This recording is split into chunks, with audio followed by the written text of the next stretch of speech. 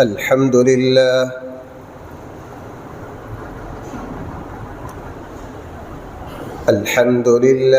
نحمده ونستعينه ونستغفره ونؤمن به ونتوكل عليه ونعوذ بالله من شرور أنفسنا ومن سيئات أعمالنا من يهده الله فلا مضل له ومن يضلله فلا هادي له ونشهد أن لا إله إلا الله وحده لا شريك له ونشهد أن سيدنا وسندنا ومولانا محمدا عبده ورسوله صلى الله تعالى عليه وعلى آله وأصحابه وبارك وسلم تسليما كثيرا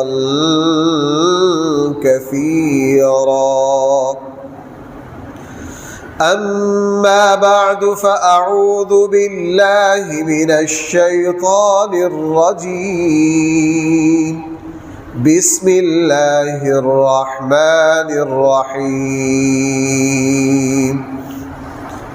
النبي أولى بالمؤمنين من أنفسهم وأزواجه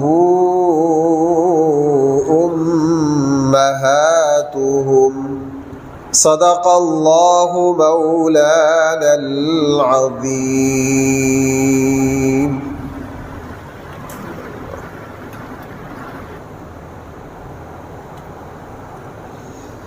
محترم سامعین کرام،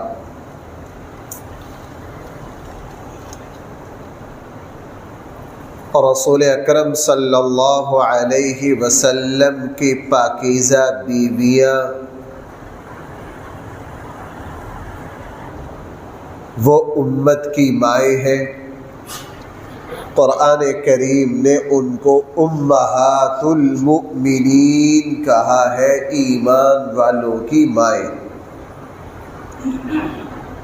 سورہ احزاب میں فرمایا النبی اولا بالمؤمنین من انفسہم، نبی صلی اللہ علیہ وسلم ایمان والوں کے زیادہ قریب ہے، زیادہ حق رکھتے ہیں بنسبت ان کی جانوں کے۔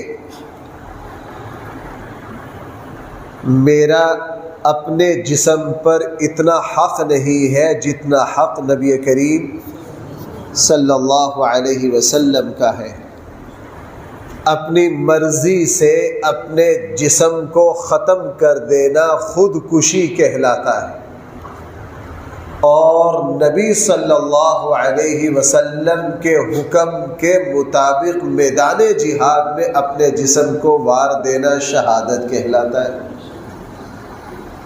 خودکشی میں بھی جسم برباد ہوا، بظاہر شہادت میں بھی جسم برباد ہوا۔ خودکشی کا انجام جہنم ہے اور بھائی شہادت کا انجام جنت ہے۔ فرق کیا ہے؟ خودکشی کرنے والے نے اپنے جسم پر اپنی مرضی چلائی ہے، اور شہید ہونے والے نے اپنے جسم پر اللہ اور اس کے رسول کی مرضی کو چلایا ہے۔ وَأَزْوَاجُهُ أُمَّهَاتُهُمْ، نبی صلی اللہ علیہ وسلم کی جو بیویاں ہیں وہ امت کی مائیں ہیں۔ مجھے رسول اللہ صلی اللہ علیہ وسلم کی بیویوں میں سے حضور علیہ السلام کی ایک زوجہ مطہرہ کا آج تذکرہ کرنا ہے۔ اصولی طور پر یہ بات ذہن میں رکھیے کہ قرآن کریم نے رسول اللہ صلی اللہ علیہ وسلم کی بیویوں کو امت کی مائیں قرار دیا ہے۔ اسی لیے سورہ احزاب میں قرآن کریم نے یہ فیصلہ فرمایا کہ حضور علیہ السلام کے دنیا سے تشریف لے جانے کے بعد اللہ کے نبی کی بیویاں سارے مردوں پر حرام ہو گئی، چونکہ ماں سے نکاح کرنا کیا ہے؟ حرام۔ حالانکہ حضرت عائشہ صدیقہ رضی اللہ عنہا تو کم عمر تھی لیکن نکاح نہیں فرمایا، اس لیے کہ رسول اللہ صلی اللہ علیہ وسلم روحانی والد ہیں اور حضور کی بیویاں بھائی کیا ہیں؟ ہماری مائیں ہیں۔ یہ ایک علمی مسئلہ ہے، میرا موضوع یہ نہیں ہے، مجھے کچھ اور بیان کرنا ہے۔ علماء نے اس کی ایک وجہ یہ بھی لکھی ہے کہ انبیاء علیہم الصلاۃ والسلام اپنی قبروں میں حیات ہیں، حضور نے خود فرمایا، اس لیے ہم حضور کے روضہ پر سلام پیش کرتے ہیں۔ بھائی اللہ کے نبی اس کو سنتے ہیں کہ نہیں سنتے؟ جب اللہ کے نبی کو حیات برزخی حاصل ہے تو پھر اللہ کے نبی کا اپنی بیویوں سے نکاح بھی کیا ہے؟ باقی ہے۔ بہرحال قرآن کریم نے سورہ احزاب میں یہ فرمایا، یا نساء النبی، اے نبی کی بیویوں تم دوسری عورتوں کی طرح نہیں ہو۔ پھر قرآن نے بہت سارے فرق بیان کیے ہیں، ان میں سے ایک یہ بیان کیا ہے کہ عام عورت جو نیکی کرے گی اس کو اس نیکی پر جو اجر ملے گا، رسول اللہ صلی اللہ علیہ وسلم کی بیویوں کو اس نیکی پر ڈبل اجر ملے گا۔ کتنا اجر ملے گا؟ اسی لیے رسول اللہ صلی اللہ علیہ وسلم کے نکاح کے لیے اللہ تعالیٰ نے جن خواتین کو چنا وہ انتخاب اللہ کا ہے۔ بھائی وہ انتخاب کس کا ہے؟ اس لیے قاضی عیاض نے اور امت کے بڑے بڑے علماء نے بجا فرمایا، صحیح فرمایا کہ رسول اقدس صلی اللہ علیہ وسلم کی بیویاں تمام دنیا کی عورتوں میں سے سب سے زیادہ افضل، اعلیٰ، ارفع، پاکیزہ خواتین تھی، تبھی ان کو رسول اللہ صلی اللہ علیہ وسلم کے نکاح کے لیے اللہ تعالیٰ نے بھائی کیا کیا؟ منتخب کیا۔ رسول اللہ صلی اللہ علیہ وسلم کی ایک بیوی ہے حضرت ام حبیبہ رضی اللہ عنہا، مجھے آج مختصر سا ان کا تذکرہ کرنا ہے۔ حضرت ام حبیبہ رضی اللہ عنہا جو ہے یہ رسول اللہ صلی اللہ علیہ وسلم کی زوجہ مطہرہ ہے، اور حیران کن بات یہ ہے کہ رسول اللہ صلی اللہ علیہ وسلم اور اسلام کے بہت بڑے دشمن حضرت ابو سفیان جو بعد میں مسلمان ہوئے رضی اللہ عنہ، ان کی بیٹی۔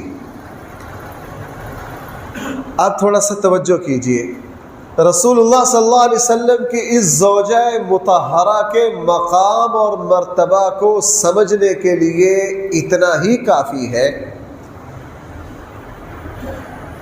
کہ ان کے والد، ان کا خاندان مد مقابل ہے کس کے؟ نبی کریم صلی اللہ علیہ وسلم کے۔ حضور علیہ السلام کے خلاف جنگوں میں قیادت کر رہے ہیں حضرت ام حبیبہ، جن کا اصل نام رملہ ہے۔ اللہ کے نبی صلی اللہ علیہ وسلم کو جب نبوت ملی 17 سال کی تھی، جب نکاح میں آئی اس وقت 37 سال کی تھی، جب وفات ہوئی اس وقت 74 سال کی تھی، اور 44 ہجری میں فوت ہوئی اور جنت البقیع میں دفن ہوئی۔ رسول اللہ صلی اللہ علیہ وسلم کے بعد دنیا میں 34 سال زندہ رہی اور کافی حضور کے ارشادات امت تک پہنچائے۔ اس خاتون اس ہماری ماں کا مقام آپ سمجھ لیجئے کہ والد مکہ کے بڑے سردار، اللہ کے نبی کے اسلام کے صف اول کے مخالف، اتنے بڑے مخالف کے حضور اور اسلام کے خلاف جنگوں میں قیادت کر رہے ہیں ابو سفیان، لیکن حضرت ام حبیبہ رضی اللہ عنہا مکہ میں بالکل شروع میں مسلمان ہوئی، اور مسلمانوں نے جو حبشہ کی طرف ہجرت کی اس میں ہجرت کرنے والی حضرت ام حبیبہ بھی تھی۔ ایک نوجوان بچی شادی شدہ اپنے پورے قبیلے سے بغاوت کر کے اسلام قبول کرے اور اپنے پورے قبیلے سے بغاوت کر کے ہجرت کرے، یہ آسان نہیں ہے۔ مکہ سے ہجرت کی بھائی کہاں؟ حبشہ۔ میں اکثر آپ کو بتاتا ہوں، آپ گوگل پر جاؤ، موجودہ ایتھوپیا جو ہے یہ اس زمانے کا کیا ہے؟ حبشہ۔ آپ ذرا مکہ سے اس کی پیدل مسافت دیکھو، بندے کو لگ پتہ جائے گا۔ اپنے شوہر عبید اللہ بن جہش کے ساتھ مکہ میں ان کے والد سردار نواب چودھری اور ان کے بھائی حضرت امیر معاویہ رضی اللہ عنہ اپنے پورے خاندان کو چھوڑ کر اسلام قبول کیا، اور اتنی پکی اعلیٰ مومنہ کہ پھر مکہ کو چھوڑ کر حضور علیہ الصلاۃ والسلام کے ارشادات کے مطابق اپنے شوہر کو ساتھ لے کر ہجرت کی کہاں؟ حبشہ۔ حبشہ جا کے رہنے لگی۔ پہلے مصیبت آئی، خاندان چھوڑنا پڑا، پھر آئی مکہ چھوڑنا پڑا، پھر آئی حبشہ کی طرف کیا کرنی پڑی؟ میں آپ کو ایک نتیجے پر لے جانا چاہتا ہوں، اس لیے زور دے رہا ہوں۔ یہ اپنا خاندان چھوڑا، مکہ چھوڑا، حبشہ کی طرف ہجرت کی، شوہر کو ساتھ لے کر کہاں جا کے آباد ہو گئی؟ حبشہ۔ ابھی چند دن وہاں گزرے تھے کہ چوتھی مصیبت آ گئی کہ شوہر جو تھے وہ مرتد ہو گئے، عیسائی ہو گئے۔ رات کو خواب دیکھا، خواب میں اپنے شوہر کو دیکھ رہی ہے کہ میرے شوہر کا جو چہرہ ہے وہ سیاہ بدنما ہو گیا، شکل بگڑ گئی ہے۔ بہت پریشان کہ یہ کیا ہے۔ صبح کو اٹھی تو شوہر نے عیسائیت کا اعلان کر دیا اور وہاں شراب پیتا۔ اب اس نوجوان بچی جس کی عمر اس وقت 24-25 سال بنتی ہے، جو اپنا خاندان چھوڑ چکی ہے، آبا و اجداد کا دین، بھائی بولیے میرے ساتھ، مکہ کو چھوڑ چکی ہے اور بہت دور کی ہجرت کر کے حبشہ پہنچی ہے۔ ابھی سکھ کا سانس لیا ہے کہ شوہر مرتد ہو گئے، شراب پیتے ہیں سارا دن، اور چند دنوں کے بعد شوہر کا وہاں انتقال ہو گیا۔ بے یار و مددگار 24-25 سال کی نوجوان بچی، آپ اندازہ لگائیے کہ اس پر کیا بیتے گی۔ میں نے ایک مرتبہ، آج مجھے خیال آ رہا تھا، میں نے اپنے اسی شہر میں ایک خاتون کو دیکھا جو اپنے ایک جوان بچی کو جو اپنے خاندان سے بغاوت کر کے اپنے شوہر کے ساتھ دسکا منتقل ہو گئی، پسند کی شادی کی، اپنا خاندان چھوڑا، خود دوسرے شہر سے تھی، دسکا میں آ گئی، شوہر کے خاندان نے قبول نہیں کیا، اور یہاں شوہر کا ایک حادثے میں انتقال ہو گیا۔ ابھی 3 سال ہوئے ہیں، ایک بچہ ہے، تو جنازہ مجھے پڑھانا تھا۔ میں آج بھی کانپ جاتا ہوں اس بچی کے رونے کو سن کر۔ وہ یہ کہہ رہی تھی، میرا تو نہ آگے رہا نہ پیچھے رہا، تیرے لیے ماں باپ کو خاندان کو چھوڑ دیا، تیرے خاندان نے قبول نہیں کیا، اب تو بھی گیا، میں کدھر جاؤں؟ اللہ نہ کرے یہ جس عورت پر یہ آزمائش آتی ہے اسی کو پتہ ہے۔ حضرت ام حبیبہ پر یہ آزمائش آئی، نواب چودھری کی بیٹی چھوڑ دیا، مکہ چھوڑ دیا، باپ دادے کا دین چھوڑ دیا، وطن چھوڑ دیا، شوہر کے ساتھ ہجرت کی، حبشہ چلی گئی۔ حبشہ جا کے ضرب لگی کہ جس شوہر کے ساتھ ہجرت کیا وہ شوہر کیا ہو گیا ہے؟ مردت ہو گیا ہے، شراب پیتا ہے، چند دنوں کے بعد مر گیا ہے۔ آپ اندازہ لگائیے حضرت ام حبیبہ رضی اللہ عنہا کی تکلیف کس حد تک ہوگی۔ ان دکھوں سے ٹوٹی ہوئی چور چور ایک دن رات کو سوئی ہوئی ہے، خواب دیکھا، خواب میں ایک شخص نے ان کو پکارا، عجیب لقب سے پکارا، اس نے کہا یا ام المؤمنین، اے ایمان والوں کی ماں۔ کیا کہہ کے پکارا؟ اور بھائی میں اپنے اللہ کی ایک عجیب ہی میں ایک معاملہ آپ کو بتاؤں، بندہ جب حق پر ہو اور اس کو حالات توڑ دے، بندہ ہو سچ پر قائم، ہو حق پر قائم، ہو بندہ مظلوم، حالات اس کو فٹ بال کی طرح، گیند کی طرح اٹھا کے کبھی ادھر پھینک دے کبھی ادھر پھینک دے، اور وہ بندہ شکوہ شکایت نہ کرے، اپنے اللہ سے رجوع کرے، اللہ تعالیٰ پھر اس کو ایسا سنبھالتے ہیں، اس کو ایسی عزتیں دیتے ہیں کہ زمانہ دیکھتا رہ جاتا ہے، زمانہ دیکھتا رہ جاتا ہے۔ یہ بات میں نے بھی کہہ دی ہے، آپ نے سن لی ہے۔ آپ میں سے جن دوستوں کو اس مصیبتوں سے گزر کر کبھی تنہا بے یار و مددگار کھڑا ہونا پڑا ہو، پھر اللہ تعالیٰ ان کو سنبھالتے ہیں، بتاتے ہیں۔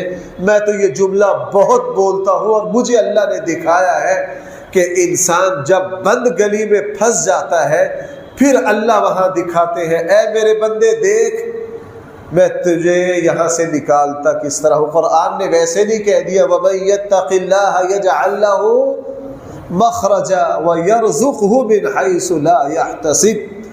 بندہ جب ٹوٹ جائے، حالات اس کو اٹھا کر ادھر سے ادھر، ادھر سے ادھر پھینکے، اور اسباب اور عقل ہر چیز ساتھ چھوڑ جائے، اور بندہ ہو کس پر؟ حق پر۔ بھائی بندہ ہو کس پر؟ زبان پر شکوہ نہ کرے، اللہ کی طرف رجوع کرتا رہے، اللہ تعالیٰ یوں سنبھالتے ہیں، یوں مدد کرتے ہیں کہ انسان دیکھتا رہ جاتا ہے۔ اب حضرت ام حبیبہ، میں صرف ان کی زندگی کا یہی پہلو اصل میں آج آپ کو سمجھانا چاہتا ہوں کہ یہ 22-23 سال کی نوجوان بچی ہے، قبائلی سسٹم میں اپنے قبیلے سے بغاوت کرنا بڑا مشکل کام ہے۔ ہم اپنی برادری، ہمارے یہاں قبائلی سسٹم نہیں ہے، پھر بھی ہم اپنے خاندان سے کسی چیز میں بغاوت کر نہیں سکتے۔ جناب ہم بہت سے کام ایسے کرتے ہیں، کرنا نہیں چاہتے، لیکن یار دوستوں کے ہاتھوں کیا ہوتے ہیں؟ مجبور ہوتے ہیں، کرنا نہیں چاہتے۔ حضرت ام حبیبہ 21-22 سال کی عمر میں اسلام قبول کیا، بیٹی ہے ابو سفیان کی، جو اسلام اور حضور کے خلاف قیادت کر رہا ہے، جو غزوہ احد اور بدر میں جس کے پاس قیادت ہے، اور جس کی ماں قسمیں کھاتی ہے کہ مجھے پوری روئے زمین پر سب سے زیادہ جو نفرت ہے وہ توبہ نعوذ باللہ نبی کریم صلی اللہ علیہ وسلم سے ہے۔ یہ بیٹی اسلام قبول کر رہی ہے اور پھر اپنے خاندان کو چھوڑ رہی ہے، مکہ کو چھوڑ رہی ہے، اور پھر حضور کے نام پر افریقہ تک کی ہجرت کر رہی ہے۔ وہاں جا کے شوہر مردت ہو گیا، پھر شوہر مر گیا۔ اندازہ کر لیجئے اس بچی کی مصیبتوں کا۔ تو ایک دن رات کو سوئی پڑی ہے، اب چونکہ حالات بند گلی میں لے گئے ہیں، حالات وہاں لے گئے ہیں جہاں بندہ یہ کہتا ہے اللہ اس زندگی سے تو بہت اچھی، اس زندگی سے کیا اچھی۔ اور قرآن کیا کہہ رہا ہے؟ امن یجیب المضطر اذا دعاہ ویکشف السوء۔ وَيَجْعَلُكُمْ خُلَفَاءَ الْأَرْضِ، بلا کون ہے وہ؟ یجیب المضطر، جو بے بس کی پکار کو سنتا ہے۔ جو کس کو سنتا ہے؟ بے بس کی پکار کو سنتا ہے۔ وہ کون ہے؟ وہ اللہ کے سوا اور کوئی نہیں ہے۔ اب حضرت ام حبیبہ ظاہر ہے پتہ نہیں کتنا پلا اللہ کے سامنے روتی ہوگی کہ نہ میں مکہ جا سکتی، نہ میں اپنے خاندان کے پاس جا سکتی، نہ میرا یہاں وطن، نہ یہاں میری زبان، اب کدھر جاؤں؟ رات کو سوئی، خواب دیکھ رہی ہے، خواب میں کوئی شخص پکار رہا ہے کیا؟ یا ام المؤمنین، اے ایمان والوں کی ماں۔ بڑی حیران ہوئی، اس کا کیا مطلب ہے؟ کہنے لگے کہ میری عدت ختم ہی ہوئی تھی، اگلے دن میں نے دیکھا کہ میرے دروازے پر دستک ہوئی ہے اور میں نے دیکھا کہ کون ہے۔ میں حیران رہ گئی کہ نجاشی بادشاہ وقت کا خاص غلام اور باندی میرے دروازے پر کھڑے۔ میں بڑی حیران کہ مجھ مسکینہ کے دروازے پر بادشاہ کا وفد کھڑا ہے۔ میں نے خوش آمدید کہا، ان کو بٹھایا۔ اس باندی نے یہ کہا کہ آپ کے جو نبی ہیں صلی اللہ علیہ وسلم، انہوں نے آپ کے لیے نکاح کا پیغام بھیجا ہے، اور وہ نکاح کا پیغام ایک خط کے ذریعے آیا ہے، اور وہ بادشاہ وقت نجاشی کے پاس آیا ہے۔ مجھے بادشاہ نے بھیجا ہے، مجھے بادشاہ نے بھیجا ہے کہ کیا آپ اس رشتہ کو قبول کرتی ہیں؟ حضرت ام حبیبہ فرماتی ہیں میں تو پہلے دکھوں سے چور چور تھی، میرے آنکھوں سے آنسو جاری ہو گئے، اور میں اتنی خوش ہوئی کہ میں نے دیکھا کہ میرے ہاتھوں میں چاندی کی کچھ انگوٹھیاں ہیں، پازیب ہیں، جو کچھ چاندی کا زیور تھا میرے پاس وہ سارا کا سارا میں نے اسی وقت اتار کے اس رشتے کو لانے والی نجاشی کی باندی کو دے دیا۔ اسے کہا اللہ تیری زبان مبارک کرے، تو کیسا پیغام لائی ہے میرے پاس؟ میں اس وقت پردیس میں ہوں، میرے پاس دینے کے لیے تجھے کچھ ہے؟ بس میرے پاس یہ چاندی کا زیور ہے، یہی لے لے، اور مجھے یہ نکاح قبول، مجھے کیا ہے یہ پیغام قبول ہے۔ کہنے لگے میں نے آ کے پھر نجاشی کی طرف سے وفد آیا، نجاشی نے تمام صحابہ کو اپنے دربار میں بلایا، حضرت جعفر طیار اور بڑے بڑے عظیم صحابہ وہاں موجود تھے، ان کو بلایا، حضرت ام حبیبہ تشریف لائی، اور پھر بھری مجلس میں رسول اللہ صلی اللہ علیہ وسلم کا نکاح کا پیغام، رشتہ پہنچایا۔ حضرت ام حبیبہ نے اس رشتے کو قبول کیا۔ اب چونکہ اللہ اور اس کے رسول کے نام پر قربانیاں دے چکی تھی اور حد درجہ دے چکی تھی، اب دیکھیے برکتیں یہاں سے شروع ہوئی ہیں۔ مجھے ان کے سارے حالات آج بیان کرنا مقصد نہیں تھے، مجھے صرف یہی ایک پہلو بیان کرنا آج کی تقریر میں مقصد تھا۔ اب اللہ نے ایک انعام دیا کہ رشتہ کس کا آیا ہے؟ ہمارے پاس لفظ ہی نہیں ہے اس اعزاز کو بیان کرنے کے لیے، ہمارے پاس لفظ ہی نہیں ہے اس اعزاز کو بیان کرنے کے لیے۔ کسی عورت کے لیے اس سے بڑا کوئی اعزاز ہو ہی نہیں سکتا تھا کہ وہ کس کے نکاح میں ہے، دنیا میں بھی حضور کی بیوی، اور آگے بھی کیا ہے، یہی ایک انعام کافی تھا۔ دوسرا انعام، نجاشی نے تقریباً 20 تولے سونا خود رسول اللہ صلی اللہ علیہ وسلم کی طرف سے مہر دیا۔ اس زمانے کے اعتبار سے بھائی کتنا مہر ہو گیا؟ اگر 20 تولے سونا ہے تو آج کے اعتبار سے بناؤ ریٹ کیا چل رہا ہے؟ 3 لاکھ ہے، 4 لاکھ ہے، مجھے 3.5 لاکھ ہے، تو بھائی کروڑ پر تو پہنچ ہی گئے کہ اس کے قریب تو چلے گئے، اس کے قریب تو چلے گئے۔ آپ اندازہ کر لیجئے کتنا مہر تھا، یعنی حضرت ام حبیبہ کا مہر 1 کروڑ کے قریب تھا۔ اور میں یہ لطیفہ اکثر سنایا کرتا ہوں، میں نکاح پڑھاتا ہوں تو بچے والے کہتے ہیں مولوی صاحب جو شرعی ہے وہ لکھ دو۔ ایک جگہ کافی جھگڑا چلتا رہا، ان کو کہنے لگے جی جو شرعی ہے وہ لکھ دو۔ میں نے کہا لکھو 1 کروڑ روپے۔ ہو گیا مولوی صاحب یہ کیا ہو گیا؟ بھائی زیادہ سے زیادہ مہر دیتے ہوئے جان نکلتی ہے۔ میں اس کو بہت بیان کرتا ہوں، میں کوئی بیویوں کا ووٹر نہیں۔ میرے ایک دوست مذاق کرتے ہیں کہ آپ عورتوں کو زیادہ سپورٹ کرتے ہیں، تو جی ہم بےایمانی کرتے ہیں، مہر لکھواتے ہیں، پتہ ہوتا ہے یہ دینا نہیں ہے، یہ قرض ہے، قیامت والے دن بیوی کو نیکیاں دینی پڑے گی، جائیں گی ساری نمازیں۔ تو بھائی میں بیویوں کا سپورٹر ہوں یا آپ کا سپورٹر ہوں؟ آپ نے جو مہر لکھوایا ہے دیا نہیں، علی مسلم صاحب اس کے بدلے میں کیا جائے گا؟ ہاں اس کے بدلے میں کیا جائے گی؟ نیکیاں جائیں گی۔ بہرحال حضرت ام حبیبہ رضی اللہ عنہا، نجاشی نے وہاں نکاح پڑھا، دربار میں نکاح ہوا، اور نجاشی کی تمام ازواج نے بڑے قیمتی تحائف دیے، اور جب یہ مجلس برخاست ہونے لگی، نجاشی بھی عجیب بندہ تھا، یہ نصیب ہے یار اللہ جب کسی کو نوازے۔ اللہ کے نبی کو دیکھ نہیں سکے، حضور کی زندگی میں جو بادشاہ حضور پر ایمان لایا ہے ان میں سے کون ہے؟ نجاشی ہے۔ حضور علیہ السلام کا نکاح پڑھایا، حضور کا ایک نکاح کس نے پڑھایا؟ نجاشی نے۔ اور حضرت ام حبیبہ کو مہر کس نے دیا ہے؟ حضور کی طرف سے، یعنی اللہ کے نبی سے ملے نہیں، اللہ کے نبی کا نکاح بھی پڑھایا ہے، اللہ کے نبی کی ایک بیوی کا مہر بھی دیا ہے جو سب سے زیادہ ہے۔ اگلی بات، جب مجلس اٹھنے لگی تو نجاشی نے کہا انبیاء کی سنت ہے کہ نکاح کے موقع پر ولیمہ کرتے ہیں، اللہ کے نبی تو مدینہ میں موجود ہے، یہاں نہیں ہے، میں حضور علیہ السلام کی طرف سے سب کا ولیمہ کرتا ہوں۔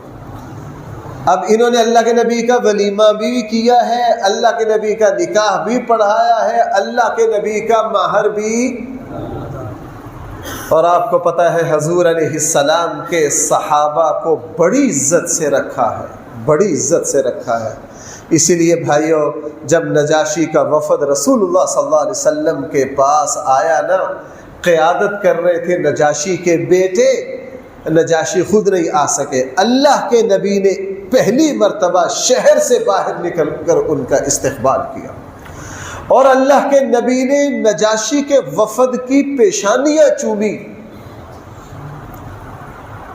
اللہ کے نبی ان پر واری جا رہے تھے، صحابہ اکرام نے کہا اللہ کے رسول کسی وفد پر آپ اتنے مہربان نہیں ہیں جتنے اس وفد پر ہے۔ رسول اللہ صلی اللہ علیہ وسلم نے فرمایا تمہیں پتہ نہیں ہے نجاشی کا وفد ہے اور اس نے میرے ساتھیوں کے ساتھ کیا عزت والا معاملہ کیا۔ اللہ کے نبی نے بڑے دن رکھا ان کو۔ اب نجاشی کے نصیب حضور سے ملے نہیں ہے، اللہ کے نبی پر ایمان بھی لائے اور بادشاہ ہوتے ہوئے لائے، اور اللہ کے نبی کا ایک نکاح کس نے پڑھایا ہے؟ نجاشی نے، اور اللہ کے نبی کی ایک بیوی کا مہر کس نے دیا ہے؟ نجاشی نے، اور اللہ کے نبی کا ولیمہ بھی کس نے کیا ہے؟ نجاشی نے۔ اس کے بعد بڑے تحائف دیکھ کر حضرت شرجیل بن حسنہ رضی اللہ عنہ کو حکم دیا کہ پورے اعزاز کے ساتھ حضرت ام حبیبہ کو مدینہ منورہ پہنچائیں۔ یہ اعزاز پھر نجاشی کو ویسے نہیں مل گیا کہ جب نجاشی کا انتقال ہوا حضرت جبرائیل نے رسول اللہ صلی اللہ علیہ وسلم کو اطلاع دی، صحیح بخاری میں تفصیل آتی ہے، اللہ کے نبی کی آنکھوں سے آنسو آ گئے، اور صحابہ اکرام کو فرمایا سارے جنازگاہ میں جمع ہو جاؤ، ہم نجاشی کی نماز جنازہ پڑھیں گے۔ چونکہ اس سے پہلے اللہ کے نبی نے کوئی نماز جنازہ نہیں پڑھا تھا، نہ اس کے بعد پڑھا ہے۔ ہمارے یہاں لوگ غائبانہ نماز جنازہ پڑھتے ہیں، اس بات کو نہیں سمجھتے کہ یہ نجاشی کی اور حضور کی خصوصیت تھی۔ اللہ کے نبی کے بہت سے صحابہ دور فوت ہوئے ہیں، لیکن حضور علیہ السلام نے ان کی نماز جنازہ نہیں پڑھی۔ حضرت جعفر طیار، حضور کے منہ بولے بیٹے زید بن حارثہ، غزوہ موتا میں شہید ہوئے۔ اللہ کے نبی کے 100 کے لگ بھگ صحابہ جنگوں میں دور دور شہید ہوئے، اللہ کے نبی نے کسی کی غائبانہ نماز جنازہ نہیں پڑھی، صرف کس کی پڑھی ہے؟ نجاشی کی۔ یہ نجاشی کی عظمتیں تھیں جس کے صلح کے طور پر حضور نے نماز جنازہ پڑھی۔ اور صحیح بخاری کی روایت میں یہ بھی آتا ہے کہ اللہ کے نبی جب مدینہ میں نماز جنازہ لگے پڑھنے، صحابہ اکرام فرماتے ہیں ہم حیران رہ گئے، ہمیں یوں لگا جیسے حضور کے سامنے نجاشی کی میت پڑی ہے۔ ہے نجاشی کی میت تھی کدھر؟ حبشہ میں تھی کدھر؟ محسوس کہاں ہو رہی ہے؟ یہ معجزہ تھا رسول اللہ صلی اللہ علیہ وسلم کا، جس طرح معراج حضور کا معجزہ ہے۔ لیکن چونکہ نجاشی نے حد کر دی، اللہ کے نبی کے ساتھ محبت کی، اس لیے صحابہ اکرام میں، چلو وہ ایک دوسری بحث ہے، وہ میں ایک علمی اس پر چلا جاؤں گا۔ بہرحال حضرت ام حبیبہ کو کہاں بھیجا، اور حضرت ام حبیبہ رضی اللہ عنہا رسول اللہ صلی اللہ علیہ وسلم کے پاس تشریف لائیں، نجاشی کے تحائف پیش کیے۔ اب یہاں ایک بات سمجھیے، دو مسئلے اور سمجھیے۔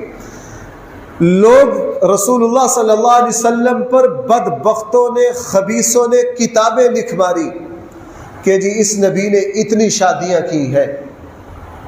ہر نبی، حضور کی ہر شادی کے پیچھے ایک بڑا اہم سیاق و سباق ہے۔ ام حبیبہ بے یار و مددگار ہو گئی تھی۔ اب آپ مجھے بتائیے، یہاں اللہ کے نبی نے اپنی ذات کے لیے حضرت ام حبیبہ سے نکاح کیا یا ام حبیبہ کی دلجوئی کے لیے کیا؟ بھائی کس کے لیے کیا؟ اور اللہ کے نبی اس وقت 57 سال کے ہو رہے تھے یا 56 سال کے تھے۔ حضور کی کتنی عمر ہو گئی تھی؟ 56 سال۔ اور بھائی 56 سال پہ بڑھاپا شروع ہو جاتا ہے کہ نہیں؟ اور حضرت ام حبیبہ کی عمر اس وقت تھی 37-38 سال۔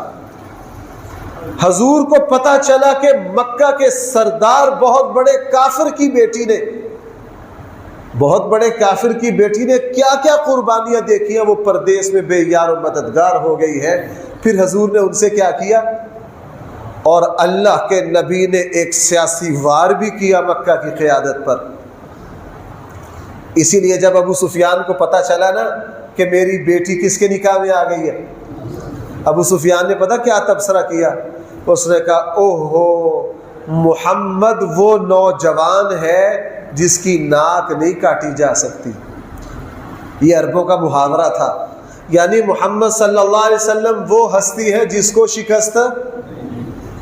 اللہ کے نبی نے ام حبیبہ کو بھی سنبھال لیا اور ابو سفیان کو بھی شکست دے دی۔ اگلی بات، عربوں کا دستور تھا کہ داماد سے جنگ نہیں کرتے تھے۔ ابو سفیان نے اسی دن سے کہہ دیا آئندہ سے میں کسی جنگ میں نہیں جاؤں گا، رسول اللہ ام حبیبہ آ گئی مدینہ، اور یہ وہی زمانہ ہے جس زمانے میں صلح حدیبیہ ہوئی۔ اب جب صلح حدیبیہ ہوئی، مکہ اور مدینہ کا آنا جانا شروع ہوا۔ ابو سفیان ابھی تک مشرک ہے، اسلام نہیں لائے، صلح حدیبیہ کے معاہدہ کی توسیع کے لیے مدینہ آئے، حضور سے ملے، اور بیٹی کو جدا ہوئے اب کتنا عرصہ ہو گیا؟ کم سے کم 14-15 سال ہو گئے۔ کتنا عرصہ ہو گیا؟ اب بیٹی سے ملنے آئے، مشرک ہیں، کافروں کی طرف سے آئے ہیں، بیٹی کے گھر گئے۔ اس سے سمجھ میں آتا ہے ایمان کیا ہے۔ اس سے بھی میں ایک اہم بات آپ سے عرض کرنا چاہتا ہوں۔ ابو سفیان بیٹی کے یہاں آئے، کتنے عرصے کے بعد ملاقات ہو رہی ہے؟ کم سے کم وہ زمانہ خط و کتابت کا اور موبائل کا نہیں ہے۔ جب ملے، آپ کو پتہ ہے بیٹیاں باپ سے کس طرح لگاؤ رکھتی ہیں۔ ہم تو بیٹیوں کو وراثت نہیں نہ دیتے، قیامت والے دن پتہ چلے گا بیٹیوں نے بخشوایا دعائیں مانگ مانگ کے۔ اس پر تو آپ سب میری تائید کریں گے، بیٹے وہ دعائیں نہیں دیتے جو بیٹیاں دیتی ہیں۔ بیٹیاں بڑھاپے میں بھی باپ کو نہیں بھولتی۔ اب باپ بیٹی میں لگاؤ ہوتا ہے۔ ابو سفیان بیٹی سے ملنے آئے، جب آئے تو اس بستر پر بیٹھنے لگے جو بستر کس کا تھا؟ نبی کریم صلی اللہ علیہ وسلم کا۔ حضرت ام حبیبہ نے فوراً وہ بستر اٹھا لیا۔ ابو سفیان ذہین بڑے تھے، سمجھ گئے، ذرا اپنے آپ کو سنبھالنے کے لیے کہا بیٹی کیا یہ بستر میرے قابل نہیں ہے یا میں بستر کے قابل نہیں ہوں؟ حضرت ام حبیبہ نے کہا ابا جی آپ اس بستر کے قابل نہیں ہیں، چونکہ آپ کافر اور مشرک ناپاک ہیں، یہ اللہ کے رسول کا پاکیزہ بستر ہے۔ آپ اس پر بیٹھنے کے اپنے ابا کو بیٹھنے حضور نے یہ اس درجے کی ایمان والی تھی تبھی تو حضور نے کیا کیا. اب یہاں اپنے باپ کی پرواہ نہیں کی, پرواہ کس کی رسول اللہ صلی اللہ علیہ وسلم کی. اور ہمارے یہاں لوگوں کو دیکھ لیجئے 40 سال سے قادیانیوں کے ساتھ یارانہ ہے, چھوڑنے کے لیے تیار نہیں. کہتے ہیں جی میرے بچپن کے یار ہیں.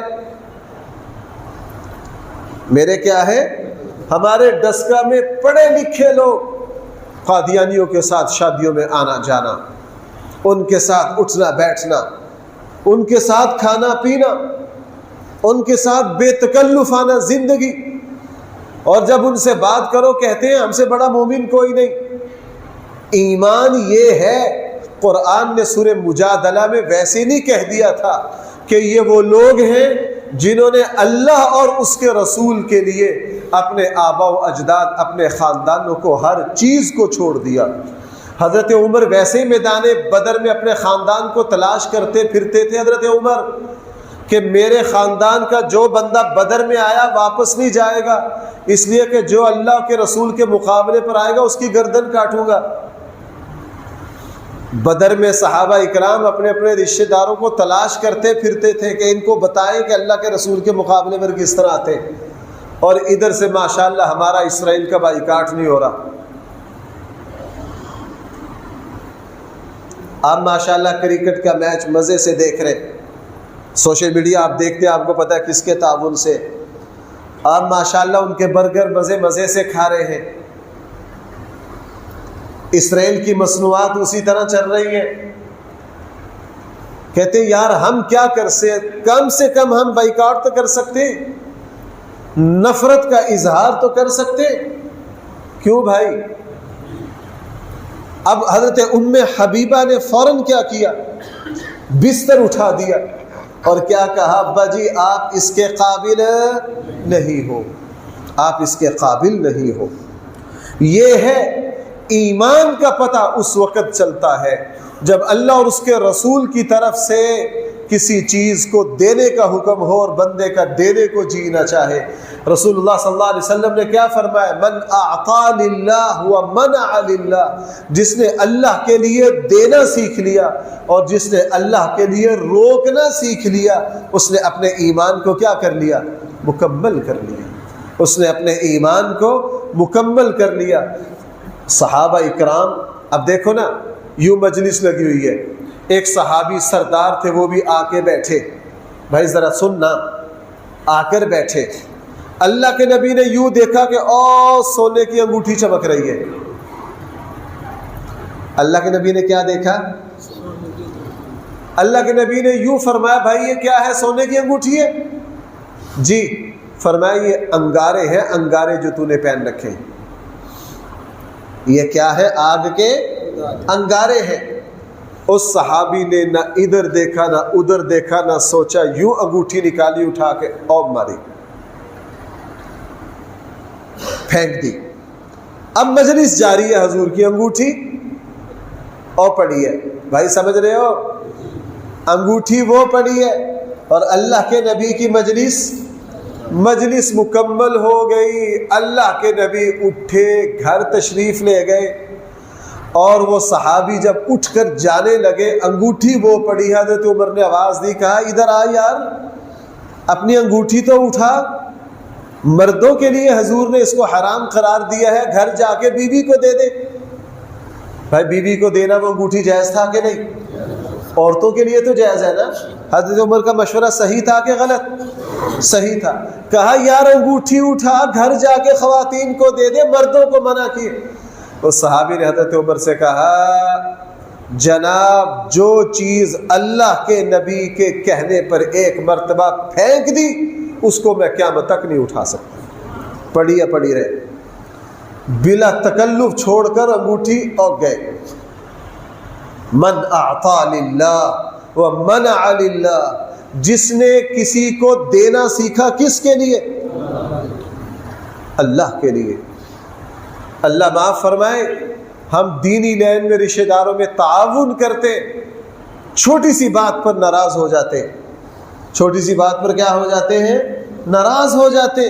پتہ چلا اللہ کے لیے نہیں دیا. جہاں اللہ نے کہا نہیں دینا وہاں چاہے کچھ بھی ہو جائے نہیں دینا. حضرت ام حبیبہ والد سے ملاقات ہو رہی ہے کتنے سالوں بعد؟ 14-15 سالوں بعد. اور والد بھی کوئی ایرا غیرہ نہیں ہے، سردار ہے. گھر آیا ہے، بیٹی کو باپ سے محبت ہوتی ہے. بستر پر بیٹھنے لگے، بستر اٹھا دیا. پوچھنے پر بتایا آپ مشرک ہیں، ناپاک ہیں، آپ اللہ کے رسول کے بستر پر بیٹھ نہیں سکتے. یہ ہے ایمان. اس کو کہتے ہیں کہ اللہ اور اس کے رسول کے لیے جس کو چھوڑ دیا. صحابہ اکرام مکہ کو اللہ کے لیے چھوڑ کر گئے تھے. بعد میں مکہ فتح ہو گیا، حضرت ابو بکر کا زمانہ، حضرت عمر کا زمانہ آ گیا. مکہ سے ہجرت کرنا کوئی فرض نہیں رہا تھا، مکہ میں رہنے کی اجازت تھی. پھر بھی کوئی مہاجر مکہ میں آباد ہونے کے لیے تیار او بھائی کیوں نہیں ہوتے؟ وہ کہتے جو شہر اللہ کے لیے چھوڑ دیا. اب ہم دعائے قنوت میں کیا پڑھتے ہیں؟ وَنَخْلَعُ وَنَتْرُكُ مَن بولو وَنَخْلَعُ وَنَتْرُكُ مَن يَفْجُرُكَ. اے اللہ ہم نے تیرے لیے جس کو چھوڑ دیا اس کی طرف پھر کبھی نظر بھی اٹھا کر نہیں دیکھیں گے. اس لیے کہ اے اللہ ہمارے لیے سارا کچھ آپ ہے، آپ کے نبی ہیں. اب ہمارے یہاں حکومت کہہ رہی ہے وہ کرکٹ کے میچوں میں ہم معاہدہ کر چکے تھے، کیا کریں؟ ہمیں پتہ ہے اس میں فلاں اسرائیلی چیزیں ہیں، لیکن ہم کیا کر چکے تھے؟ یہی سے تو پتہ چلتا ہے. یا پھر اپنے آپ کو مومن نہ کہلاؤ یا اللہ کے لیے چھوڑنا سیکھو. یا اپنے آپ کو مومن نہ کہلاؤ. آج مسلمان کسی سے کوئی بات کرو. میں ابھی 3-4 دن پہلے بیکری میں، یہاں فورا چوک میں نام لے لیتا، میں بیکری میں ایک چیز لینے گیا. ایک چھوٹا سا نوجوان آیا، تقریباً اس کی 16-17 سال عمر ہوگی. اس نے دکان والے کو کہا چاچو جی یہ اسرائیلی ہے. انہوں نے کہا جا تو کام کر جا کے اپنا. میں نے کہا نہیں اس کو کچھ، مجھے پتا تھا بدتمیزی پر اتر آئیں گے. اس کو پوچھ لو اس کے عمرے کتنے ہیں، اس کو پوچھ لو اس کے حج کتنے، اس سے پوچھو یہ کہے گا ڈسکا میں مجھ سے بڑا مومن کوئی نہیں ہے. بھائی میں غلط تو نہیں کہہ رہا ہوں؟ اگر پوری دنیا کا مسلمان اسرائیلی چیزوں کا بائیکاٹ کر دے، اور جو مسلمانوں نے کیا ہے، میں آپ کو ثقہ بات کہہ رہا ہوں، ثقہ، یہ میڈیا کی بات نہیں ہے، پختہ بات ہے، میں پوری سند کے ساتھ آپ کو کہہ رہا ہوں.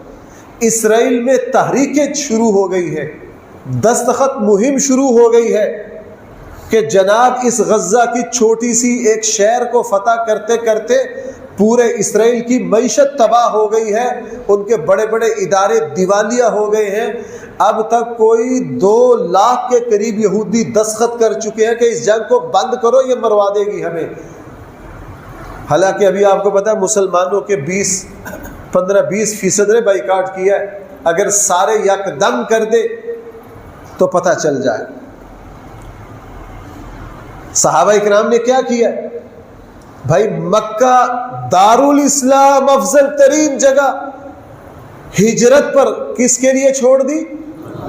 ہائے آپ کو کیا سناؤں، 2 منٹ رہ گئے. سعد بن ابی وقاص کو دل کا درد ہوا، حضور کے ماموں تھے، اللہ کے نبی آئے، سعد بن ابی وقاص روئے جا رہے ہیں. اللہ کے نبی نے کہا ماموں جی ہوا کیا ہے، کیوں اتنا پریشان ہو؟ کہا اللہ کے رسول یہ مکہ شہر تو میں اللہ کے لیے چھوڑ کر مدینہ چلا گیا تھا، اب اگر میں مر گیا تو میں یہی دفن ہوں گا، میری تو ہجرت گئی، میں نے تو یہ شہر کس کے لیے چھوڑ دیا. اب اللہ کے نبی بھی جوش میں آئے اور اپنا خاص اختیار استعمال کیا. جو اللہ، یہ حق اصل میں اللہ کا ہے لیکن اللہ نے اپنے حبیب کو دے رکھا ہے. اللہ کے نبی جوش میں آئے، کہا حضرت سعد سے ماموں جی پریشان نہ ہو، اللہ آپ کو زندگی دے گا، آپ کے ذریعے اللہ تعالیٰ اسلام کو، ایک قوم کو عزت دے گا، ایک قوم کو ذلیل کرے گا. جس دن بعد میں پھر سعد بن ابی وقاص نے ایران کو فتح کیا، کہا مجھے اللہ کے نبی نے یہ کہا تھا، آج اللہ نے میرے ذریعے اسلام کو عزت دی ہے، ایرانیوں کو اللہ تعالیٰ نے ذلیل کیا. لیکن ان لوگوں نے یہ فضیلتیں ویسے ہی مل گئی، اللہ کے لیے ان کو چھوڑنا تک. حضرت ام حبیبہ رضی اللہ عنہا کی، مجھے اصل میں بائیکاٹ پر کچھ باتیں عرض کرنی تھی. میں سوچ رہا تھا کیا کہوں، میڈیا پر سارا کچھ چل رہا ہے۔ اللہ نے پھر دماغ میں ڈالا حضرت ام حبیبہ کی سیرت کا پہلو یہ ہے، اللہ اور اس کے رسول کے نام پر سب کچھ چھوڑ دیا، اپنا 22-23 سال کی جوان بچی ہے، اپنا خاندان، اپنا گھر چھوڑا، اپنا وطن چھوڑا، آبا و اجداد کا دین چھوڑا، ہجرت کر کے کہاں چلی گئی؟ شام چلی گئی، وہاں شوہر مردد ہو کے مر گیا، کوئی پرواہ نہیں، رسول اللہ صلی اللہ علیہ وسلم کے نکاح میں آئی، والد کفر کی حالت میں آئے، حضور کے بستر پر بیٹھنے نہیں دیا۔ اور اگلی بات ایک اور سنا دو، وقت پورا ہو گیا، بس 1 منٹ کی بات ہے۔ بعد میں اللہ کے نبی بھی دنیا سے تشریف لے گئے، بڑی عمر ہو گئی، ایک دن مدینہ میں تشریف فرما تھی، اطلاع ملی ابا جی ابو سفیان جو مسلمان ہو گئے ان کا انتقال ہو گیا۔ ان کا کیا ہو گیا؟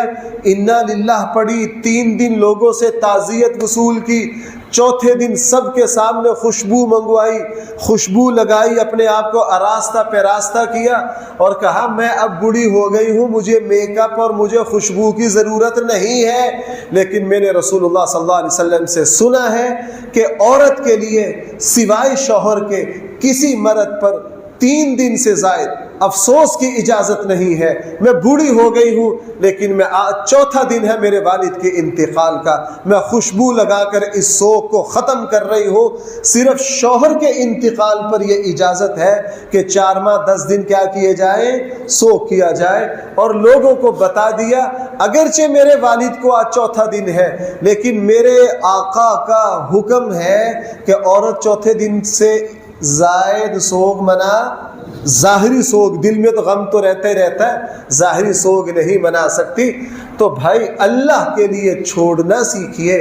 اگر یہ پہلو جو میں نے آپ سے عرض کیا ہے آپ اس پر آج شام تک غور کیجئے، انشاءاللہ یہ جو بائیکاٹ علماء پوری دنیا میں شور مچا رہے ہیں یہ ہر کسی کو سمجھ میں آ جائے گا۔ اور دعائے قنوت کے اس جملے کو دوبارہ پڑھ لیجئے، وَنَخْلَعُ وَنَتْرُكُ مَن يَفْجُرُكَ، اے میرے اللہ جو آپ کی بغاوت کرے گا ہم اس کو پون میں رون دیں گے، اس کے ساتھ کسی طرح کا کوئی تعلق نہیں رکھیں گے۔ اللہ تعالی ہم سب کو صحیح فہم عطا فرمائے۔